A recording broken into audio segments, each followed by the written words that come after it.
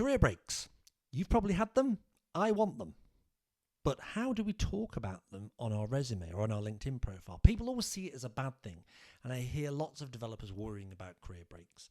For me, it's one of those things that people worry way too much about. So a gap on your resume is a problem if you cannot explain it.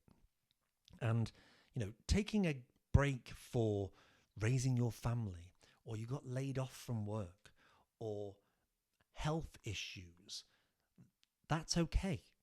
That's explainable. What causes the problem is when I say, okay, there's a gap on your resume here between this date and this date. What were you doing then? And people say, I can't talk about that. In my mind, I'm thinking you're a serial killer or something really bad. And that's what causes the problem. If you can explain it, it's never a problem. And it's the same thing goes for people with overlaps on their resume. Overlaps can be seen as a bad thing if you can't explain it. So lots of people will have a full-time job and then have a part-time job as well in the evenings, or they're starting a business, or they're trying something. There's people trying to break into something and they take on a small part-time job to try and get some experience. This is really common. I have had the other side of the coin here where I look at someone's resume and they're working 3 full-time jobs, and I say, 8 hours a day, three full-time jobs. I say, yes. And this has happened more than once. And I'm thinking, well, that's 24 hours.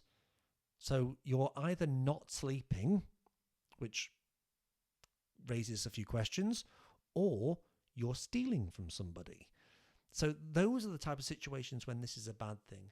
I really don't think you need to worry about career breaks. You just need to say it clearly, openly, because it's not really a problem. I think someone taking time to raise their children, or someone taking time because they had a health issue, or someone taking time to transition into a new career, after being laid off from one career, they retrained and did something.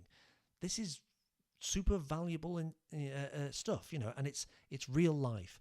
And I also think if someone doesn't value that, if someone doesn't appreciate that, or sees that in a negative light, I put this in the same way as when people go on first dates and that person is rude to you on the first date. And friends of mine have said, the guy was rude. And I say, lucky you. And what do you mean, lucky me? You found out on day one.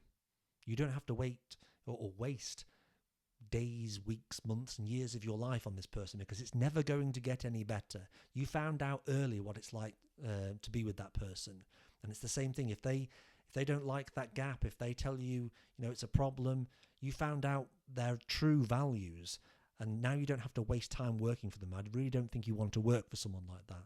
So if you've got gaps, own it, explain it, embrace it. It's not really a problem. It's only a problem when you try to hide it, because that sets my imagination going, and now I'm really concerned about what you were doing. Hope that helps. I'll see you in the next video.